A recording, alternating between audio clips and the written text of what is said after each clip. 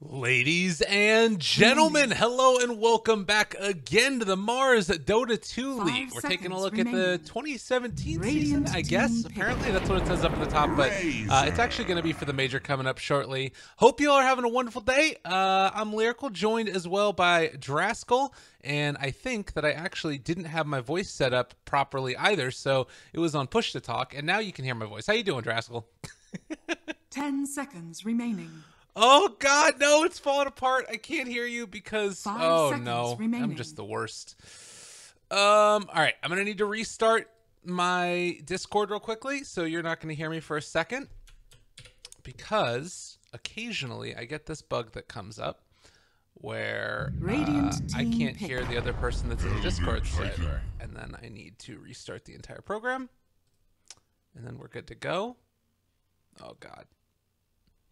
Don't worry, folks. It's coming up. It's coming up shortly. We're getting there. It's all coming up together. Oh, we only need 2 more seconds for it to start. It says top decking lethal right now. This is not Hearthstone, but... Hello, Andy. Are you there? Shit. God damn it. Why can't I hear you? Oh, all right. Hello? Hello. How's it going, man? Sorry about that. Nah, dude, it's all good. It happens, you know. 10 seconds remaining. But yeah, Andy, it's been a little while, but we're here to cast a little bit of CIS remaining. Dota, NaVi versus a name that I can't pronounce correctly, but we're gonna call him SM. Yeah, I did a little bit of research on the team because I wasn't really sure. I know some of their players, obviously, but I haven't really seen them play any games. So I watched a couple of their first 10 minutes of their games, and they look not too bad. But obviously, going into a match against NaVi, they're probably not going to be favored. Radiant and this is a NaVi that's been looking a little bit better. I kind of want to say new and improved, but it's sort of debatable if that's the case after the change with Lil and everything. They did well at the last tournament, GESC, but Lil definitely is still a very strong player. In comparison to Roger, it's kind of hard to make it work, but still, this is it feels like the team is cohesing in a way that they want it now. They're looking good. Remaining. That's kind of what happens when you get a new captainship. I know Dendy has the actual draft right now, he's the one picking the heroes, but when you have someone like Lil join the team, you get this plethora of experience, and he also can just by himself change the playstyle because we don't know 100% who's making calls in game all the time. And when you get new support players, sometimes they have different ways of thinking and how they want the game to flow and stuff. So maybe his style suits NaVi a little bit better than what Roger was, even though he's obviously having great success with VP. Just different strokes. Absolutely. Absolutely. Different strokes. And, well, talking about it, we got ourselves the Razor pick into an ET ABBA and then the Rubik. So, Abaddon in the first 2, we've been seeing a little bit more of this guy. Dire team I don't know, is it in response to the Razor here, or do you think this is just a strategy that they want to run? Honestly, I would not really say that Abaddon is really a response to Razor, because the hero, he doesn't really offer anything against Razor, right? Typically, when you play against him, you want mobile heroes who can break the link, or you want burst damage, or just a truckload of stuns so you can just kill him before he really gets to be that imminent threat in the fight. So I think that they have a plan for what they want the hero to do, rather than picking it just specifically against what NaVi have right now. I'm with you, and it feels like this could be a strong dual lane if they wanted to run that also. We've been seeing more and more of ETs run together with another offlaner, and you can just deal out a ton of that damage, getting the Astral Spirit combo together, and you hit the hard camp as well as a couple of heroes, and suddenly it's going to be punching for a lot. Yeah, we could see some dual aggro lane with the ET and the Abaddon for sure. The problem that I see with those kind of strategies, though, is typically when you see it really early, they open with it, right? So now NaVi have plenty of time to say, okay, obviously that's on the table. What do we want to do to deal with it? And sometimes they'll just sack the lane, or they'll pressure somewhere else on the map and make them split up the 2 heroes. Because sometimes you're losing 2 lanes so badly that you don't feel justified in leaving the second hero there, even if you're winning. So NaVi, they have some time to adapt to that if it does come out. Yeah, and if they wanted to, like you say, pressure, Disruptor isn't always thought of as the strongest support if he gets aggroed also. So it could be an issue, and also Razor incredibly hard to contend with in the laning stage. So we'll have to watch and wait and see. Other bands out, the Broodmother, obviously don't want any of that cheese. At the Tinker, Morpheline, and the PL. Let's see. These all just feel like fairly meta things. The Tinker might be a little bit of a weirder one. Well, Dendy does play a bit of Tinker. I don't know if he's necessarily played it in the last couple of weeks, but I think that, you know, on their side, they're the underdog. So the last thing you want is when you're the underdog is to get, like, counterpicked or cheesed out because you don't think about a hero when it comes out. You just have nothing to really counter it. So it kind of makes sense. Even though they do have Disruptor, ET and Abaddon are not good against Tinker, like, at all. Right. So it still is just like a justifiable ban, and there are also some bans where people just go, I hate playing against these heroes, just ban them anyway. 5 seconds remaining. Yeah, I'm with you. Well, you also have this Doom taken now. I've been seeing this as sort of described as like the TB counter, where you take this in the 3rd position because everybody likes taking Terrorblade in the 4th position, and it's kind of like a game of chicken of if you're going to go for it or not. But also, great hero against DP, or any hero really. Doom is just a good spell. And now the Death Prophet picked up as well. Yeah, Doom's kind of insane. You give him a halfway decent landing phase, or sometimes people even run him as 4, and you can just either bully the other supports, or you can just straight up win the off lane, depending on if you have the good matchup or not. And he can most certainly transition. His biggest problem is that nowadays creeps don't spawn until a minute, which it doesn't sound that bad, but sometimes you're just sitting there and you're like, if I get a bad creep, my early laning phase is just completely gone. So that can be the only part about it that's like sort of a liability. And with the DP pick, the Abaddon now makes a lot more sense. Like there's something that he's trying to protect on the lineup. It's something that he wants to be able to frontline for them. So they have a really good amount of peel with the Elder Titan Stomp and the Spirit. They can shield the Death Prophet, keep him alive through the Doom, and then, you know, go for the Siege. Because it seems like they're picking this really safe lineup on Radiant. So it's a very straightforward, you know, we're going to run the towers, we're going to pop DP ulti and try to fight you. So it's very, like, telegraphed what they want to try to do.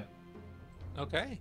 Well, and I like that type of a strategy as well. There aren't a ton of offlane heroes that offer, like, a good amount of save, too.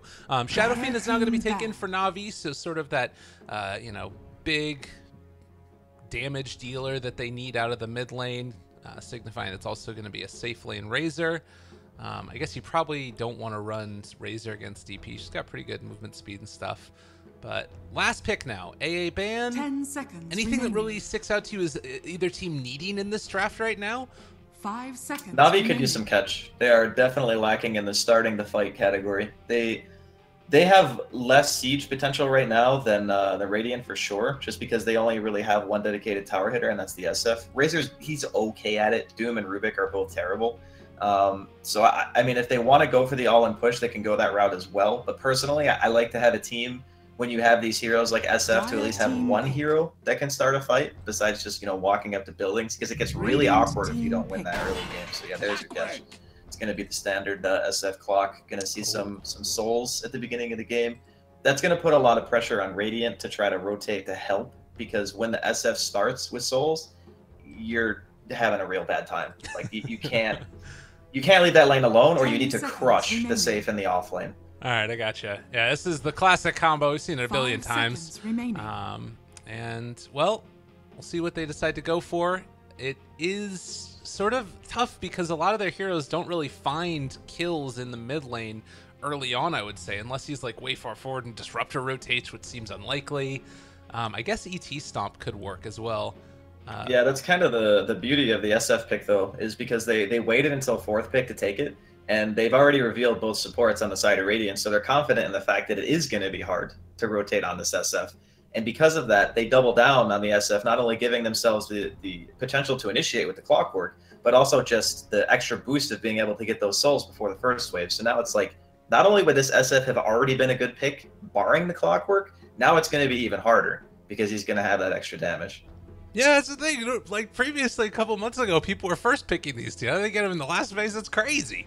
I can understand the AA ban, though, because this is a hero that you kind of, it's really hard to play against as Death Prophet are able to find him. But regardless, last pick now for SM, and they're looking at most likely for a safe lane hero. Also, do you want to do a little favor and click that open mic tab thing in audio? If you for the in-game. You know what? It's been a minute. That's my bad. It's all good. Ain't no thing. That's why we're here. You know, we're just getting started. It's 4 in the morning. That's the funny thing about this. You stayed up all night to cast this. I woke up at 4 in the morning. Like, I feel like it just almost ships in the night there. It's, yeah, you messaged me the other day and you're like, hey, can you cast these games? And I'm like, you know what? I am actually awake right now. And that's both awful and amazing at the same time.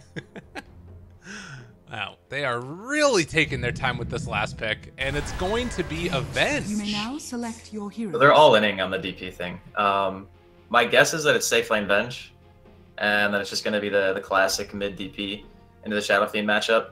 It's a very all-in style of draft. I think the Venge is a good pick because if you look at the Navi draft, the one thing that is actually going to kind of hurt them is physical damage, right? Like Doom, low base armor. You got the Rubik, kind of low base armor. SF is like mediocre. Razor and Clockwork are kind of like mid-tier armor. So you get this Howl, you get the extra physical damage from the Ghosts. You have ET Aura as well on top of that. You're going to get shredded during DP ult. So it's a nice pick. It synergizes with what the lineup is meant to do, which is kind of just like push 5-man around. My primary concern is what are they going to do to deal with the SF? Yeah, and is he going to be able to dominate that lane the way that we expect him to, as the cogs are going to start to come out now? Dendi, LeBron, and General all hitting away at them. So yeah, we'll watch and wait and see. Lil is going to be playing position 4 on that Doom, which does mean that it's going to be the Clockwork pretty much set there in the off lane. Is that a strong dual lane as well? Oh, position 4 Doom's amazing. It's crazy strong. Like, of all the 4 position heroes, he obviously doesn't have any armor, but Infernal Blade is a hell of a skill. It's just super strong. Even at like level 2, if you get Scorched Earth and Infernal Blade, you can man fight pretty much anyone, and they can't really push you away. And that's why it's so good with the Clockwork, because if the Clockwork gets level 3, this even safe lane right now from Radiant is going to suffer. Ah, and well, it's going to be sort of up to, I guess, then the dual offlane coming from the Radiant to get a lot done, or possibly make that rotation with the ET eventually down bottom as well. But we'll have to see the number of souls you get there. 12 for the Shadow Fiend, and he's going to be having a nice little time for himself. There is a movement in here from the Clockwork as General wants to go and contest for the rune, and well, gonna have to back out. Venge does a lot of damage there. Yeah, just getting some harassed. I don't know if I would have magic missiled in there, but you know, just double checking to make sure that he's gonna get the 40 gold. Looks like his support's just gonna give him the clarity anyway, so no harm, no foul there. Absolutely. So moving out now. You have that DP mid and the rotation in from Lil, so it's not even going to be a start of a dual offlane. He's just going to run there and even give the Shadow Fiend a better time, apparently. Yeah, this is just like salt in the wound, honestly. This guy's sitting mid as Death Prophet right now, and he's going, this SF already has 12 souls, and I'm getting dual lanes. This is it's rough. I mean, to be honest, though, I think that Lil is not really needed here. It's going to be nice to deny like the range creep and stuff and get like that EXP advantage, because then the SF is really going to start like crushing it once he gets 3. But I think Dendi would be perfectly fine in the zone, and Lil actually gets beat down pretty hard because he has no armor here. Bottom, Clockwork was almost able to catch out that Disruptor as well. A lot of aggression early on here. But yeah, I guess you were talking about it during the draft, and this is the key cornerstone of their lineup is going to be this Death Prophet. So I guess in that way it also makes some amount of sense wanting to just do everything you can to shut her down. It does make sense. I mean, the thing about DP though is you kind of get your 1 or 2 core items, your survivability item, your Yules, you know, whatever choice you decide to go for, and then you kind of just pop Ghosts and walk the tower. You can do that with like Venge core and the Abaddon a lot easier than you would be able to in a lot of lineups. So even though he's going to struggle in this lane, obviously, they can still recover by doing some 5-man Dota. Okay. Well, pull back in the top lane. They're just stealing away some of that from ET. Throw an Aphotic Shield on him and then back out. As First Blood missed in the bottom lane. Holy Toledo. Just take that fella down.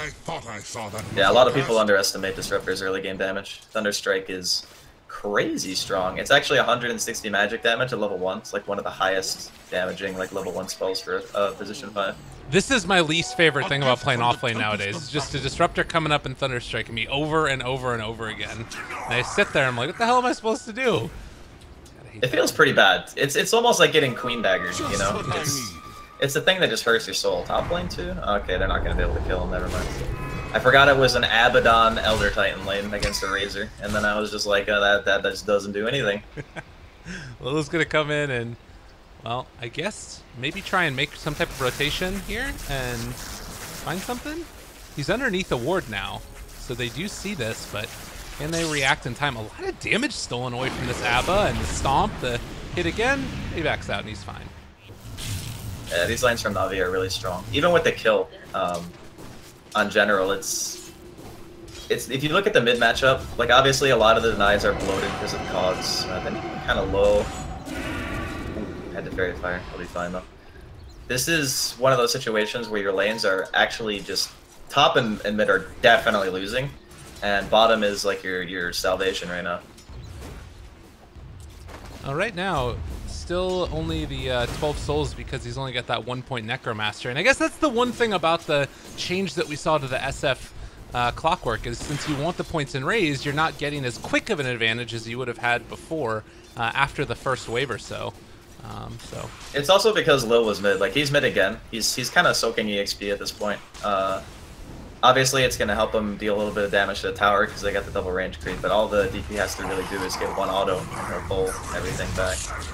Yeah. So yeah, I mean, he's still level 3 on the Doom, so even though he's kind of moving around a lot, he's still getting his EXP.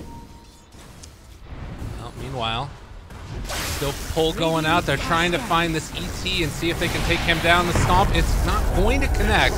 Still stealing damage. LeBron just going to give him one more hit on his backside as they head out.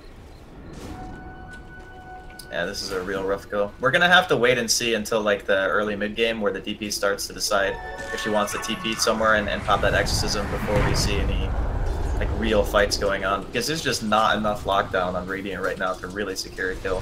Maybe if the disruptor hits like 4 or 5, they can go for a kill on mid or something. Man. Yeah, we'll watch for that rotation that could come out, and of course it's also predicated upon Dendi being in maybe a little bit of a bad position. Which we haven't really seen as of yet. Well, General going to be found again, and no points in Glimpse, so he is not going to get caught by that wall.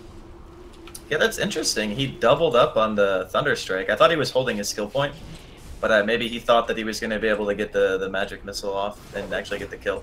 Net mid. Find one. There's still raindrops there. A lot of HP on that DP. Keep her alive. Yeah, it's been a lot of like this Lil running around. He's still gotten that experience though, as you mentioned, and has Tranquil boots already there. And this is it called the China Doom back in the day? That you just run around to position 4 with Tranquils? Yeah, China Doom was you pretty much ran around and got level 2 and then walked mid with Scorched Earth and an Orb of Venom and just ran at the enemy mid like over and over again. That was the China Doom. It was insanely strong too, because that was like pre-nerf Scorched Earth. It was crazy. Not as good anymore, I guess, also because you don't get the armor from Tranquils anymore. But regardless, they're finding one in the top as well. So yeah, Yume caught. Is they going to be able to find that kill? It is going to happen. While top lane, they also take down the Abba. This is a pretty feels bad man laning phase, honestly. This Clockwork's already level 5. He's more than halfway to level 6 right now. The Abba is level 4 and the ET is 3. Like, this Clockwork's gonna have hook in the next like minute or so. Oh. And it's real bad. General's having a hell of a game, despite that early death. I mean, that's the thing too, is nowadays it doesn't really matter if you die once or twice on the offlane, as long as you get those levels. I guess that's kind of always been the case. Top lane, they're pushing though. We do have Lil in the area behind the tower. He has a shockwave available. LeBron moving in. They have a lift, but not going to go for it, because it looks like they're just going to fully commit for this tower. Yeah, they got the cart wave, so they want to try to get as much damage in as they can. They know the supports are really weak right now, so there's not really a whole lot of rotation potential just due to the heroes that Radiant have currently, so they're going to get a lot of damage here. Back in the ET. Not going to get it, though. But yeah, a good decision right there to pull the creep wave past. That keeps the tower alive for now. And meanwhile, we'll see if Radiant can do anything with their cart. Seems unlikely. Yeah, there's not enough creeps here. Like, General's even auto-attacking the wave. Like, he knows that sometimes you're going to get that pressure out when you get the double wave, which is basically what NaVi did to the offlane tier 1, but they couldn't get enough creeps in the lane to get it the way they wanted. And honestly, they need to be careful down here, because if that clockwork hooks and there's 1 TP from NaVi, they could lose a hero. Smoke up now, in towards mid. These supports, pretty high level. They have level 6 right now on DP, but now a little bit too far forward. They find the lift, gonna be able to get the raise. The second one, the third, he's gone in an instant. Yeah, this is a rough go. This DP is being almost doubled up on CS.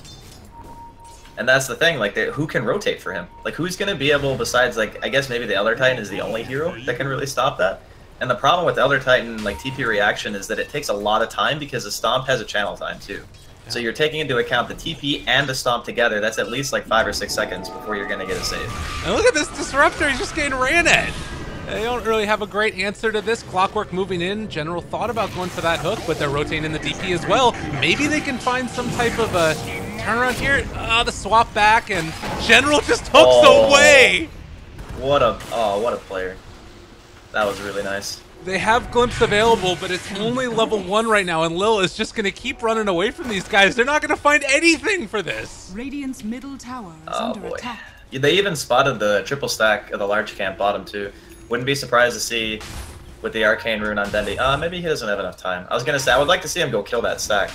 You can see LeBron's pinging out, too. He wants to try to make his way over there, but they could steal the stack, they could push mid. Like, the options for NaVi right now are pretty endless. Top tower is under attack. This is definitely one of those feel bad men. I mean, you did mention earlier, though, that the sort of salvation you eventually find is the 5-man Dota. Is that something they can still rely upon? I mean, that's what they're going to have to rely on, because that's how they get kills. Like, they need so many heroes in the same spot to be able to get a kill on anyone on the side of NaVi at this point. So the big thing is, like, the Disruptor getting 6. Like, if he gets 6, then they can really start to try to get kills, because he'll have more points in a Glimpse. I think he's kicking himself for the second point in the Thunderstrike, because level 1 Glimpse just does not really do that much. Top lane? Now they're trying to wrap around now on Crystallize, and with the Stomp and the rotations, they're going to be able to find their first kill in a while, and it's a big one. Yeah, that's a good one. He's getting a little bit overzealous, just sitting in front of the tower, and he might have assumed that there were more points into Glimpse on the Disruptor than he even has, because at that stage he only really had 1. He just got the second point now. I think he might have actually been able to just walk away from that one, but ends up going down there. Well, and in spite of, losing a couple of these lanes fairly hard, you still do have not that significant of a net worth lead. Granted, it's 10 minutes, 1,000 gold means a lot at this point, but things are not going completely... It's not all falling off the rails yet. Nah, I mean, like you said, they got some good team fight. It's mainly just the mid lane that really suffered, just because of the cog start and Radiant's inability to really salvage mid for them. So they kind of all in on their side lanes, hoping that they would be able to get enough. And you're right, there's only a 1k lead. But, NaVi making a move now. See if this bench gets caught. He does not have... He has a lane ward, but he doesn't have vision the way that NaVi ran in from. They're all around this Venge here, and one Clockwork Flare will spot out the movements. There is still this rotation over a smoke right now. Level 6 on the Disruptor. They're looking for an opening. They're able to find Lil. Are they going to go for this? The Glimpse back in the field, but they're not going to drop the Static Storm yet. This could end up turning into more if the rest of NaVi stick around for too long, and Lil, he's going to go down here, right? Okay, they get the kill. I think they saw that smoke too on NaVi. Lil was sitting in the tree line there to break the smoke, but really nice reaction from the ET, just like instantly throwing the Spirit into the tree line. Oh, and now mid lane, they found the DP, the silence there, making sure that there won't be any raises. Static Storm as well. Are they going to be able to find anything from this? The Rubik is caught, and actually he's just going to walk away. General does look like he is going to die. Maybe not, he's going to walk into the creeps. They deny him. Their General is like the god of escapes. Twice in a row this game, he denies the kill to the Radiant. That was very nicely done. And now, 11.5 minutes into it, and they need those kills to get back into it. Very, very much so. But they are going to start to pressure this other tower now. DP did substantial damage to the mid-tier one as well. Yeah, you know, given how bad two of their lanes went, they're making really good moves. We had the Elder Titan play that resulted in the kill on the Doom, and then a really nice reaction on mid as well. They're going to pop the Abba ulti here. He's just going to go ahead and walk it off. They have great vision on the bottom side of the map, so you can see like NaVi kind of converging right now. They really want this safe lane tier 1, and they know that Exorcism is down, so the likelihood that they're going to get any sort of defense against this is pretty low. And pressuring for those towers. First step to try to establish dominance in the Radiant jungle. I was going to say, they're actually splitting up. I'm surprised to see them not like all together. General's kind of like sitting between mid and safe to find out like where his kill is. Like whoever shows up, because they have the lane ward bottom, right? So if anyone TP is there, they'll see it, and they can get the kill there. And then likewise for mid, you know, Dendi's still farming, so they have their 2 cores in both the lanes at the same time. Just a little bit of nice efficiency here. Although they are going to be able to glimpse back in Static Storm. Razor DC? Okay, so General's definitely going to hook. The question is, who does he hook? If he hooks the Venge swaps herself out. So maybe he just goes for the Disruptor instead, because he's going to hook one or the other. Or maybe he hooks the Venge to try to stop the stun. Oh, he doesn't hook anybody! But they're not going to be able to find that kill anyways. And now the rotation's coming in. General there as well. Everybody here in the mid lane right now for the Radiant. Can they turn this? Can they find anybody at all? Looks like they might get one, but it is only the Rubik. And LeBron will fall, but they still end up popping Sashla's ulti. Well, they do end up picking up position 5, which is like okay. They should be able to turn this into a pretty easy tower, but in the meantime, they lose their safe lane tower. So Crystallize, not TPing, just wants to go for the guaranteed play there. And, you know, that was a pretty big reaction from the Radiant, so they get a tower. But, you know, on the bright side for them, hey, man, Ghosts are up. Let's go push top. Yeah, for only expending the Static Storm, that's a great pickup for the Radiant team. And now Dire are going to need to figure out the way that they want to transition this, you know, what was a very good early laning phase into something else. Crystallize is going for Yule's first on Razor. It's a very interesting choice. I saw him pick up the Staff of Wizardry earlier, and I kind of thought it would just be like a force. But yeah, he goes for the Yules. It's mana regen. It's kind of nice. It's probably enough mana regen, honestly, for Razor to never even need to buy a Clarity, because his spells are pretty low mana cost. Yeah. But as far as its usefulness, I think the only thing that really stands out is the fact that you can just Yules someone who's TPing away, or break like a silence or something, because Glimpse will just straight up pull you out of Yules. Right. And Yulesing yourself can set up for ET Stomp, and like Yulesing yourself in a Static Storm only delays damage for a little bit, and if that's what you wanted, why not just buy like a Hood or something, right? So yeah.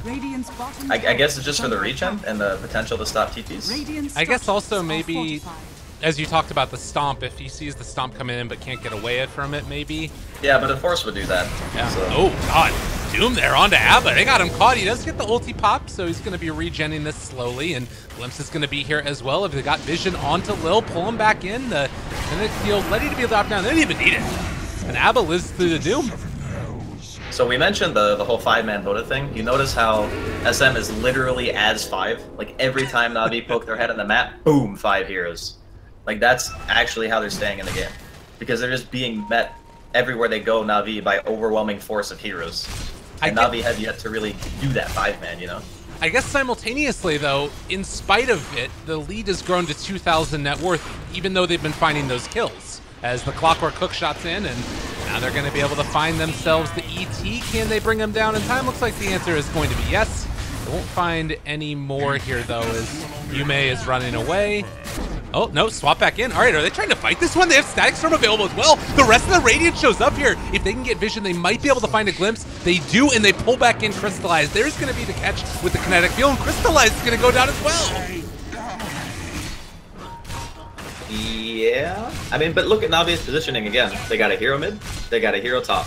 So they're 4 and 5 are farming side lanes, and they brought 2 cores and a Clockwork bottom, and then they got met with 5 heroes again. Right. So it's okay to do that when like 2 of the 3 heroes that Dire supports, but you just lost both your core heroes. That's not really that good. Like the whole premise of playing against 5-man Dota is that sure, you push the side lanes, but you push the side lanes with core heroes.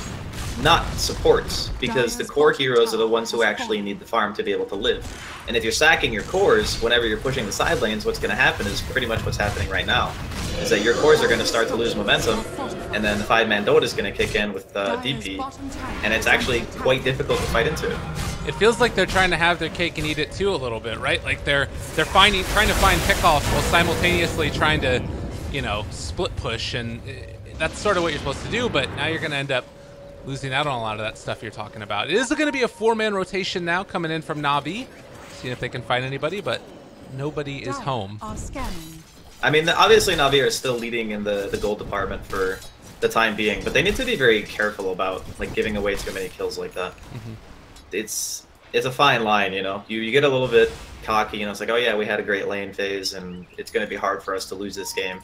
And then you make a handful of mistakes, and that's all it takes, right? Yeah. It's still Dota, even if you're underestimating your opponent, which I'm not sure if that's the case for NaVi, but it feels like their movement so far has been a little greedy, I guess, is how I would say. Yeah, and Disruptor's that hero that punishes greed, which he has been able to do very, very well so far. So we'll still have to watch and wait. You do have Crystallize pushing out towards mid. The Doom is nearby to make sure he's all fine and dandy, while Dendy is going to push bottom, building towards that BKB. And as far the BKB is solid, but the one concern again is the armor thing, right? So you're building this BKB and Dragonlance on SF, which is a pretty standard build, like nothing totally crazy. But he's still going to have to worry about like the sheer amount of damage that goes through the auto attacks, ET aura. You know, it's still not easy for him to just stand in a team fight and channel a Requiem if he doesn't have the proper protection. And that's the thing that, I mean, they kind of need to be able to do against this 5-man Dota, because eventually this is going to be hitting towards their other towers. That being said, the Radiant really haven't been able to push past those tier 1s yet. It is going to be a rotation top now from NaVi as they look to defend and maybe punish Soshlo's very far forward position, but he is going to back again. Does have that blink dagger too for more effective escape. The hook shot comes in. Got him caught here. He can blink away in a second and maybe go for the TP out, and it looks like they're going to be able to get him out. Interrupted, gone and dead. Yeah, it was a nice attempt. That's the age-old buy blink so you can never actually kill me if I have my ultimate build. It works really well with like Radiance Shiva's builds, because you just go in and then you pop your ulti, do a ton of damage, and then blink away. Oh, nice catch here on a Crystallize.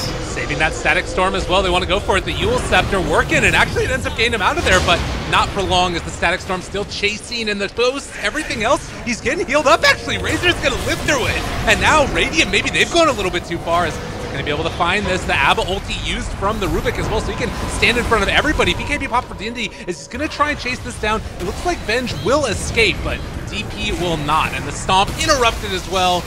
3 dead. Dendy finding it all. That would have been a lot better if they had gotten the Razor at the beginning of the fight. I guess the Yules it worked, you know? Dodged the spell.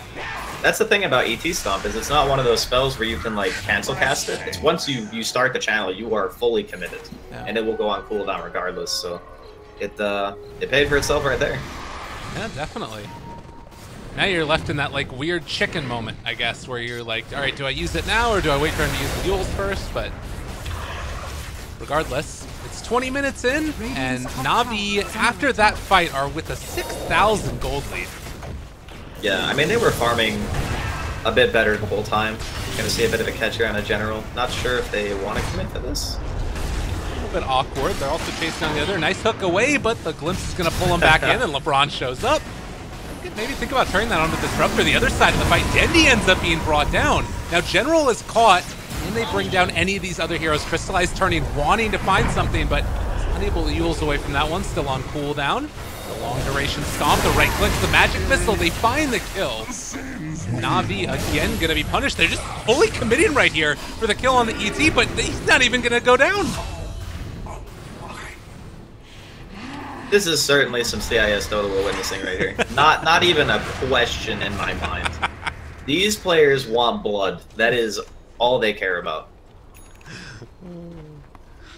I mean, that was a very interesting series of events. Like, there's a small skirmish going on. General gets caught like over to the right-hand side by the ward spot. near the tier 2 mid, and they're like trying to push top at the same time with 3 heroes, and I don't even. That was a strange fight. I feel like NaVi like clearly overstayed their welcome because they didn't have BKB on SF, and the Abaddon was back up with ulti again. So I'm a little confused as to why they committed so hard, but I'm with you. It's dubious, questionable, but it's what makes them NaVi. It's what makes them CIS Dota for sure. Well, I mean, they're still in the lead. Yeah. So until it really gets bad, you can't like. You can certainly say that maybe there was a better play, but at the same time, they're winning. So yeah, nothing to do. Well, Crystallized shows up again here, top to try and defend the towers. As far as like structural damage goes, and I guess the other question I want to ask is, you said that this is kind of an all-in on the DP, taking down towers. Is it concerning at all to you that like all these tier 2s are still standing? How bad is that for the Radiant? I mean, you definitely don't want to be the DP lineup that has to continually use Exorcism just to fight, especially when your high ground kind of relies on that spell, and, you know, Venge isn't really the best tier 3 siege hero. But, you know, I'd say they got another good 10-15 minutes before they really got to start to worry about, like, okay, can we ever actually break the high ground? Okay.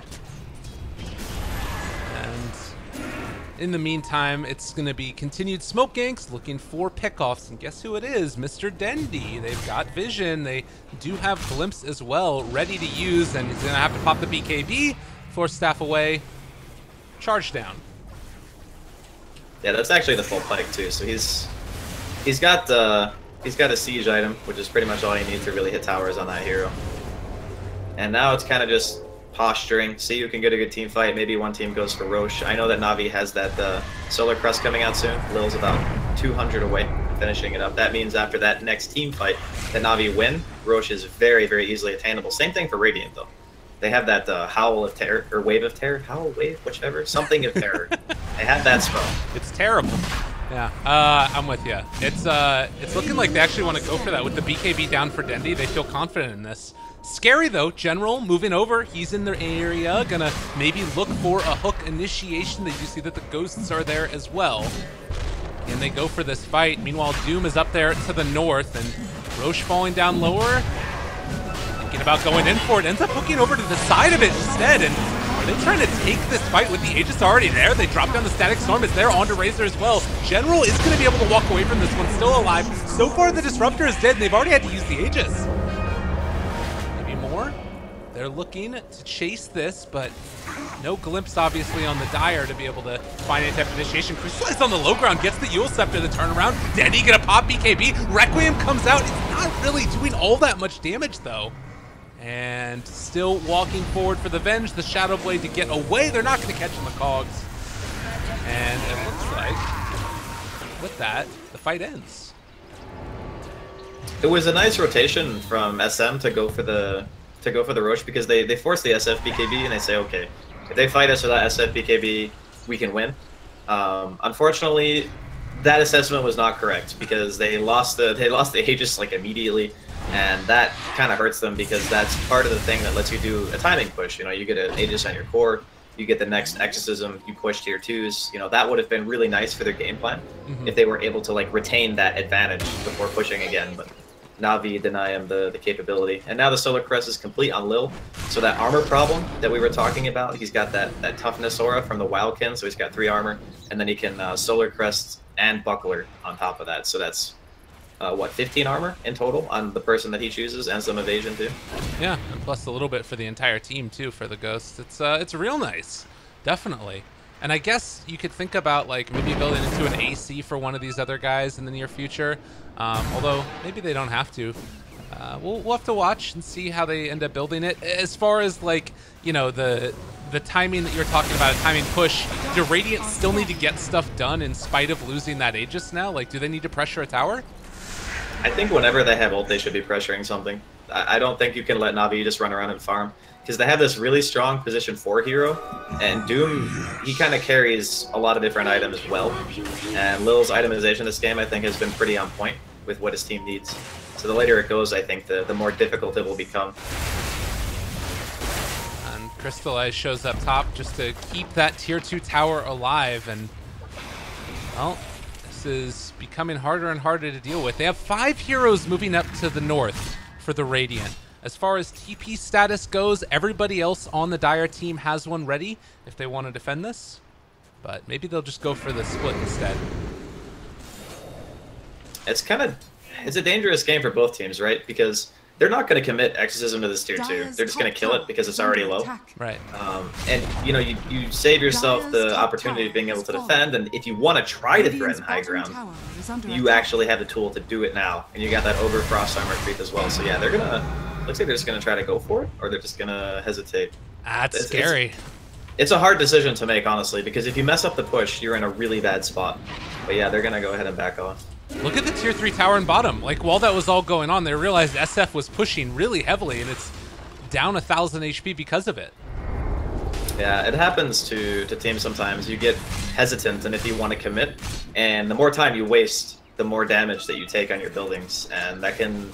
It can cost you. So when that tier 3 drops, you know, shrines open up. If they do that one more time, that tower is dead. Right. So they need to be much more, I guess, decisive with how they want to do things.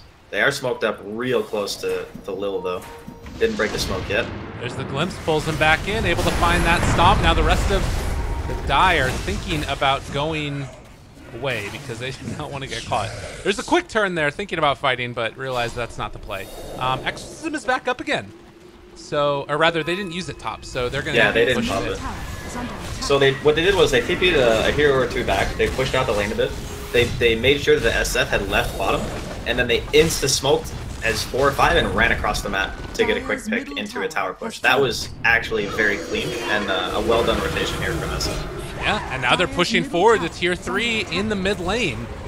They forced out the glyph. The rotation from the SF could come in as well, but need to find an opening here, which is not easy against so much damage. So the siege is coming in from the Radiant. How do they defend against this? More plasma spam. They pull back in slozhniy for the moment. Hook shot into the back lines. Nice play by General. He's able to get the push back, but then going to be pushed away afterwards as well. And the blink out from Abba, maybe going to be able to find a chase here. He's got minus armor, and it looks like he is going to fall. But the rest of the Dire, or rather Radiant, backing away and getting out. That was a nice little isolation play there from General. Kind of kicks things off. Definitely a very, very good pick this game, the Clockwork. He's been doing a lot of work, not only in just allowing Dendy to pretty much win his lane for free, but and his hook initiations and his escapes have been very impressive. I don't really think I ever see him have a bad game, to be honest. Like, it's very few and far between, you know? He's a very consistent performer. Yeah, he always feels like he plays on those initiators. The Bat Rider, the Clockwork, Beastmaster. Those are his types of heroes. NaVi, bottom lane, will get Lil slept, but now the siege is coming from them, knowing Exorcism still on cooldown, about a minute. So NaVi hitting the tower, they're able to find a stun. He does still have BKB and Force Staff away as well. A silence onto 3 is there, still thinking about chasing. Disruptor has Glimpse available, is going to pull back in 1. That's a kill onto LeBron. The Earth Splitter connects onto Lil. NaVi realizing that it might be a bit too far for them. They actually dropped the ward up on the high ground as well, so now they see everybody. The Abba's in the midst of them. He needs to run away as well. They have another glimpse in 1 second if they want to go for it, trying to maintain that vision with the ET. It's just right outside the range and isn't able to find anybody there. So they're looking at chasing, but not finding. Well, they forced them back, not having to... That's like the best thing about, or the best feeling when you're playing Death Prophet is not having to pop your ulti to defend your base. Yeah. Because whenever you pop it to defend your base, clearly you can't push. So that then you're just stuck in a situation where you're waiting, you know, that 145-second cooldown every single time, and it just feels bad to not be able to pressure with it. So nice that they didn't really give anything away there. The tier 3 took a little bit more damage, but ultimately I think that the SM are still feeling pretty okay with the situation. It's a very close game at the moment. I think next Roche is going to be pretty indicative of who takes the lead here. Okay. And I guess you can try and maybe get some, maybe the tier 2 bottom eventually if you're Radiant, but it could be tough. The thing I was just noticing as well, that Yule Scepter build with the Razor, he's moving around pretty swift. 518 movement speed. Yeah, he didn't even take the unstable current move speed either. He just took the static link. He'd be even faster if he had the other talent, but you know, 518 is probably enough. Absolutely. Well, everybody grouping together right now. Maybe thinking about going for a smoke as 4. They show Dendy in the mid lane. The rotation bottom, as they're going to try and push out this lane and force somebody to rotate, and then they'll go for the kill for them. We'll see if anybody shows up, though. This is also a smoke that could be very easily be used to establish vision as well. Like, they move the heroes up in front to get the wards down. So they just placed a ward pretty much on top of where the warding was from SM. And now they're going to go ahead and show their SF, who is already pushing the lane, and then, yeah, full TP back from SM to go for the defense. Abba has the TP as well, so you can get into this fight if they need to, but the DD is there, and the pressure going to be mounted. They take down the tower. Now retreating. The scary part is that they don't realize that other ward is right behind him, but it's not going to end up mattering, it looks like, as NaVi just back away, and as you mentioned earlier, go for those shrines. It's very nice to get that tier 3, because it cuts off like specific quick rotations that SM can make. So like if you're doing that same movement that NaVi just made and they have their shrine up and you're not paying attention, you get flanked by TPs and stuff. It can be really annoying. And it also is good for like grouping up to smoke because it's very easy to deward. So nice little benefit there for NaVi. Roche gonna be up real soon, about 2 minutes. Yep. And honestly, if I were Radiant, I would probably try to force the last tier 2 because it's already low before Roche, because then you have time to recoup the ulti, but they do have to worry about the lane push. And that's actually something that I should have hit on a bit earlier, just in regards to how easy it is for SM to keep up with how quickly NaVi can shove lanes. Because they have the Razor, they have the SF, even Clockwork Flare. People don't think about it a lot, but he can do it from across the map. Yeah. So lane equilibrium of the lanes is going to become more and more of a problem for this team because they just don't have a lot of heroes that kill the creeps. Oh, and Sasha just running forward here about that flare. He actually manages to get up to the high ground. So General gets away as that rotation came in, as Revenge still looking for an opening onto somebody. General still hiding out in the trees. Are they thinking about taking this fight? They spot him. Oh, they get visioned. Did they? Hook shot in, push back. They're able to catch now onto one. The blink forward to Fox Shield, keeping alive that Abaddon. And there's the Requiem. They're actually able to swap it and interrupt it. But now can he get it onto anybody else? It doesn't look like a BKB pop. Ben's dealing a ton of damage. They take down that Rubik, and now looking for more Crystallized, trying to bring down this Disruptor. He does already have used Static Storm, and that's going to be ET falling here as well. A triple kill for Crystallize. Sashlo also getting ran down here. They have Cogs back up in 2 seconds as he tries to hide in the trees. It was never going to be enough, though, as they chase him down and most likely kill him off. 5 dead. NaVi strike back in a big way. Oh, that was a brutal initiation from NaVi. They get a hook on a hero at the same time as Lil blinks in the back and gets a Doom on the DP with an Inferno Blade. Like, he just absolutely melted. There's not really much you can do about it either, because the support heroes don't have a save item yet, and the Abaddon was kind of off on the other side of the fight, so it was very like discombobulated from SM. They didn't have the heroes in position to save the Death Prophet, so as soon as she dies, fight is 100% over. There is no recoup, especially since he popped Exorcism. So it's that's like the ideal engagement for NaVi. They get the most important hero dead immediately, and no one on his team can save him. He's just 100% dead to rights. And that's usually, like, again, I mean, it doesn't matter if you get doomed, it's just going to be over anyways. But normally you have these other type of save heroes in the lineup, like an Oracle or a Dazzle or something else. Not that that would have necessarily solved the problem, but, you know, you also have this, like, Lotus Orb on the Abba, hoping to maybe turn that against him. And this feels fairly desperate right here from the Radiant, going in for a Roche, as they're just going to have to back out. They realize with Vision they can't do it. Well, they can't really do it, but as long as the ET's alive and they have ghosts, they can also stop NaVi from doing it. Right. Because there's no way they're just going to casually walk in the pit against Elder Titan. It's way, way too scary. But, you know, going back to the whole state, okay, they really are all-inning this. I mean, they do not... Look at the wording from NaVi. They have sentries literally on every single ramp, and they absolutely know this is happening, but apparently they're not going to get there in time. Wow. Well, ghosts used, so they managed to find something. It works. I mean, that is just like, that is a very ballsy play. But yeah, it worked out. So, you know, power to him. Hey. All right, so we talked about the Doom on the Death Prophet being one of the top things. Is there any other, like, big moments that we need to watch out for as far as like things that have to happen for Radiant to win a fight? How do they win a fight? They just need to protect the DP. That's it.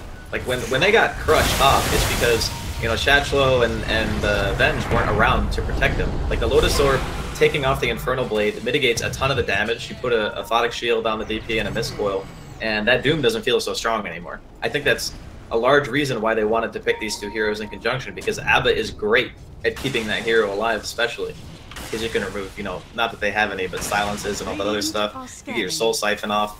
Maybe you get lucky and Lotus the Doom, and then he dooms himself. There's a lot of stuff you can do. It's just that the positioning of the team fight was really rough. Ooh, barely. Disruptor there dodging the hook and is able to escape. So they keep alive that Disruptor. Not the biggest deal in the world. And again, we're back to the situation where waiting for a DP ultimate to come offline, lanes to be pushed out, and then maybe a final hurrah for the Radiant to see if they can get something done. To me, at least, this feels like if you don't hit this timing, everything else falls apart at this point forward. 9,000 net worth lead for Navi, and they're gaining into the items to deal with every hero for the Radiant. Yeah, the next fight needs to be a very swift victory for SM if they want to maintain any sort of foothold in this game. At the moment, Navi are just, they're more farmed on their cores by a pretty wide margin. The itemization on everyone on Navi has been, minus the Yules, which I thought was a little bit strange. It still worked, and now he's got the AC, the SNY, BKB, so Crystallize is crazy strong. Everything on Navi seemingly coming together at the moment. And you can see how tentative the SM even are to just freaking leave their side of the map. They're really, really scared. And just, it's like the map has chicken pox. Gabe. If you look at how many freaking sentries there are everywhere. Like, this is the hallmark of good supports and making sure that you maintain that map control. That's what you do. People in pubs just say, I don't want to buy, more than a couple sentries. No, you buy like 100 damn sentries and you place them everywhere. Vision is super important. Yeah, and then they can also see, like, if the Venge happens to run by one of them, you could potentially take it down and just destroy all that momentum. There are a couple of wards around the map right now for the Radiant, but they're not really in a position where it's scouting out much of the Dire, and Will Scepter again. Razor is not going to get initiated upon. And with that, it looks like it's instead going to be the Disruptor that goes down, and Dendi still hitting away at them here as he got initiated on, but they did not know what they were coming after as more go in their direction. The Stomp, they're able to find the Venge. Oh god, they don't hit the hook shot though. With the Cogs push back onto 2, and now that's going to be ET dead. Most likely this Venge is going to die a second time. Popping that ulti, but the BKB comes out. Now the walk away, and the Static Storm it down, but it doesn't really catch on to absolutely anybody at all. And looking for a follow-up here. Dendi's starting to fall down low. They get the Doom on DP. She did get her Ghosts off though, and as you mentioned, that Aphotic Shield is there to keep her alive. But now NaVi can just back out. They just run away. Crystallize? Oh, they get the swap. So they do get one kill there on the Razor after taking down the Rubik. But the rest of NaVi running away and looking like they should be able to get out of there. Yule Scepter, General, still trying to live. Has his own Yules and just walking away. Yeah, the fight obviously was a little bit more awkward for NaVi that time around just because the initiation was Dendi getting caught. But you see the effect of when the Infernal Blade goes off, if you just throw the shield on him, it's not just that you're blocking 200 damage, it's that you're stopping 20% of the DP's max health from being taken away, in addition to giving him that shield too. That's why it's so important for the Abbot to be there. You either need to Lotus the DP or you need to shield her, otherwise that Infernal Blade is just going to eat you alive. And that's what makes the position 4 Doom. If you look at Radiant's lineup, it's almost like a single core, right? Like, sure, Venge has some items, she does some right-click damage, but it's all physical. So if you look at the itemization on NaVi, they got the Butterfly on Dendi, they got the AC on Crystallize, they got the Solar Crest on Lil, and at one point he was even debating going for Crimson. So they understand that all we really need is armor and some maybe damage block on someone, and then the Venge really isn't going to be that much of a threat. So with that in mind, you just really got to keep that DP alive, like now more than ever. Well, and Venge, oh, I'm getting a little bit of lag. You still there with me? Yeah, I'm lagging too. All right. It's the server, I think. Okay. Well, a couple of things to watch out for too that's coming up right now. Disruptor has been able to finagle himself into an Aghanim Scepter. So that's pretty big. And I feel like that's one of those items that changes the complexion of how these team fights are going to go. It absolutely is, 100%, because you can't, obviously, you know, you can't BKB, you can't heals, all that stuff. The issue is that getting the catch first, right? So, like, how do they get the initiation? It has to be a stomp, or it has to be, like, a glimpse into a Static Storm. And the heroes that he wants to catch with those types of openings still have BKB. So it is great. Even the Doom has a freaking BKB at this point. But yeah, it is great, but it's going to be really hard for them to get an ideal opening with it.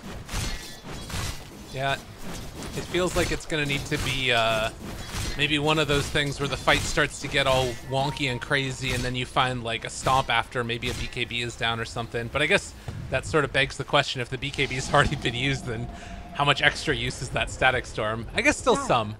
They hit on the scan right there as the Radiant is moving up through the jungle and finding nobody. All of Dire is down bottom, and it looks like they're not going to be able to find anything there. It's also an MKB on Venge, I guess, to deal with that SF, and she does hit pretty freaking hard.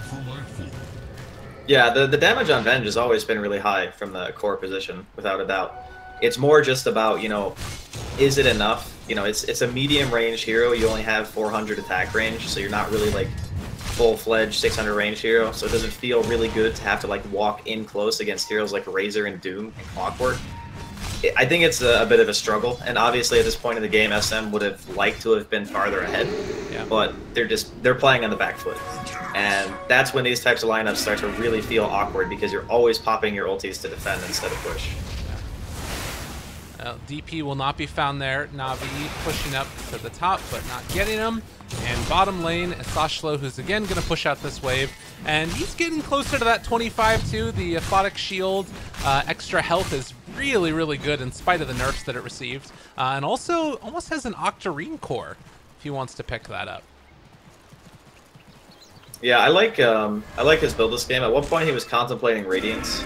I think that would have been like okay if you wanted to play more of the side lane game, but when push comes to shove, you're gonna have to take a team fight, you know, against NaVi's lineup to win, because they're not just gonna let you rat them to death. It's just not gonna happen. So swap into Static Storm, that's a nice play. And now the turnaround swap. Oh, Rubik, he made the play. They pull back in, Draskyl, he pops the BKB, Dendi pops his BKB, they turn to fight. slozhniy, are they going to be able to bring him down? The force step away, Doom is there onto DP, but the Goats are still going. They're trying to take him down low, and Crystallize almost dead. Eul Scepter staying alive just barely, and he is eventually going to fall. Death Prophet is still living. Now the walk away, Static Storm, rather Kinetic Field is still down. It's catching these heroes, but do they have the damage that they need? Dendi trying to run. The blink out, the Doom is worn off as Dendi trying to get ran down here, but they able to escape. He just walked away from him. Dude, LeBron Dota God. That was... I mean, that play literally salvaged the fight. They still lost. They lost the Razor, but man, that would have been so much worse if it got to go the way that that SM initially had wanted it to. And really, they only lost the ET and the Disruptor. So all things considered, that was a nice defense. The gold is still kind of climbing in Navi's favor, but man, I did not see that setup coming. That was a sick one. I saw him lay down the Static Storm. I was like, what are they doing? I was like, oh god, it's awesome. Yeah, very, very cool stuff. Hook shot in though, and now just trying to take a walk through the woods. We're gonna be punished. DP down. Yeah, that was a double damage Shadow Fiend with 5 items. That boy's gonna hurt. He's gonna hurt a lot. He's got pretty much everything he needs really to high ground. I like his itemization this game. It's very old school. This is pretty much what you used to build on SF like every single game, regardless of the matchup. But it fits this game very nicely, because all you really need to do is be able to hit, and you have a lot of heroes to enable you to do that. The Rubik lift, the Clockwork into the cogs and such. Everybody's talking about the Shadow Fiend builds nowadays, Euls, Aghanims, BKB. This is the indomitable force that walks into your lane and says, deal with me. He does only have a 5-second BKB. They have Static Storm again available if they want to use it, and there's the swap back in. They pull him in. Can they take him down? They use Howl this time. Nowhere for Dendi to go, and they managed to find that kill. And now Lil trying to turn it. He actually blinked into the Earth Splitter. The slozhniy Yule sceptered up and walking away. They buy back on Dendi, realizing that there is no other answer, but he has a long way to walk right now. As LeBron rooted. Are they going to try and go again? What? The buyback. Dubious. No, it's Roshan. That's why I bought back. It's 30 seconds. Got it. Yeah, they knew Roshan was going to be up very soon. They don't have the exact timer. I mean, we are lucky enough to have it, but they just kind of figured, you know, it could be up right now, and if they decide to go for a push, they had not popped Ghost yet, and that would have been a Rosh that they would have taken for sure. So now they just want to pressure the lanes. They're probably not going to go for Static Storm on 20 seconds. Still General chasing this one. They've already taken down the ET, and they're going to try and get the glimpse away, but he's dead. I was going to say, I don't think NaVi is going to try to siege the high ground right now because obviously the lanes aren't pushed enough, but, you know, SM were nice enough to walk into them, into the high ground. But again, look at the vision.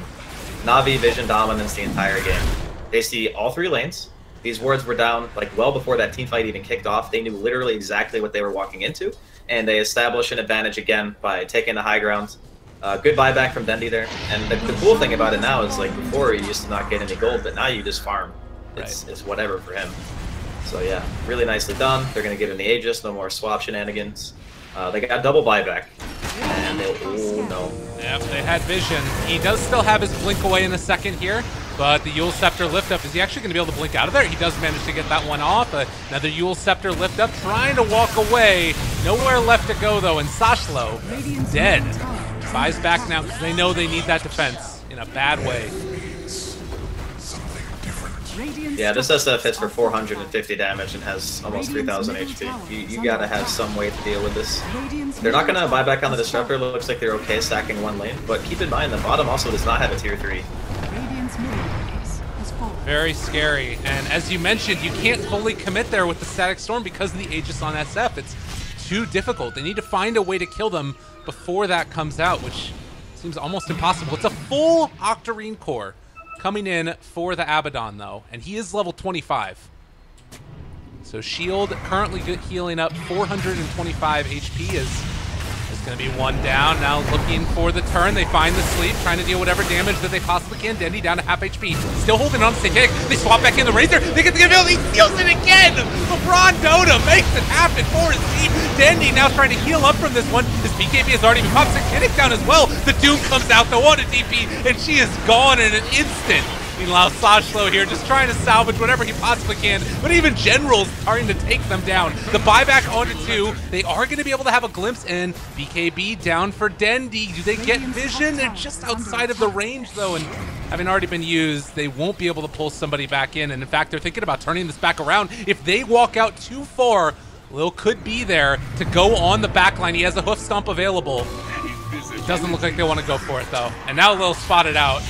Well, going to be punished for his insolence as he wanted to turn it, although maybe with Dendi coming back in now in general here as well. They have a hook shot back up in 4. NaVi still chasing. They managed to hold that Venge in the cogs, and yes, they have indeed gone out too far as they're going to be able to pull that Abaddon away from the rest of his team. They're keeping control over this Disruptor as well, who has bought back into this fight.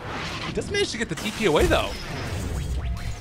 Yeah, that just goes to show again, like the itemization on NaVi, how tanky this Doom is. He's got 30-something armor, you know, depending on if he's standing next to a hero that has like AC or not. And it's just all physical damage on this Radiant team. Like Satchel is eating some spells right now, but how much can they hold? Static Storm down again, but Crystallize got the BKB off a little bit too late on the call, and now NaVi with nothing really stopping them at all. They do manage to bring down that Rubik, but now looking for more. Dendi might actually go down. No, he hits a pop and they Satanic turns to fight back up to full HP. How can I doubt the guy? And he takes down everybody. The last one left is going to be the DP, but GG cold for the Dendi Ultra.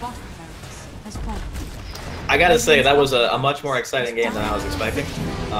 You know, that's my bad for underestimating SM, but they showed some pretty cool stuff this game. I was very impressed with the way that they made some moves that a lot of teams, you know, I don't know how long they've been together, but they made some good calls. They made some really nice rotations. I think their draft was it was probably not going to win late game against NaVi's most games, just because of the way that itemization works in Dota. There's a lot of games where you scratch your head and you go, man, how do we lose late game against this team? It's basically because all NaVi has to do is build armor. Right. That's it. You only itemize against one source of damage. And your initiation is basically swap into Static Storm, and that's it. That's all the cards on the table right there. Yeah. You know, NaVi just have harder hitting late game heroes. They have this Doom that couldn't even be killed by core heroes on the side of SM. So still a valiant effort. I would like to see next game maybe SM have a bit of a, I want to say a balanced draft instead of kind of like this all-in push thing. Yeah, I'm with you. And it felt like, you know, that sort of stalling of momentum once the all the tier 1s were down, and they just couldn't get another one of those tier 2s for so long. It definitely ended up becoming that big issue that the hurdle they weren't able to climb over.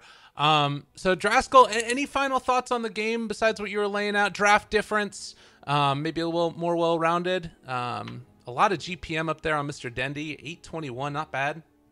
I mean, he had the dream game. That is the literal best scenario. You pick Shadow Fiend 4th, you see no rotating supports that really threaten your hero, and you get a Clockwork to feed you souls. Like, if he didn't have a good game, there would have been some problems. But yeah, props to the guy. He definitely performed at the adequate level. And, you know, I don't really have necessarily a problem with SM's draft. It's just, if the game goes 50 minutes, it's really hard for that team to kind of end the game, especially with the way, like Satchel, for example, he itemized to support the DP, which I think is the correct play. But because he didn't go for anything that was going to transition himself into a core, he just wasn't really impactful in the team fights anymore. And the Venge had even less net worth than him. So you're really all in on that DP at that point. And yeah, we kind of talked about that one quite a bit already. But yeah, maybe change it up. If you feel really confident in your mid-game lineups and your push, then hey, who am I to tell you to pick something different? Yeah, absolutely. Well, game number 2 right around the corner, ladies and gents. We got a lot of Dota 2 here for CIS. As after this one, it's going to be Gambit versus Vega as well. Still potentially 2 more games, though. So stick around. More from the MDL major qualifiers right after this.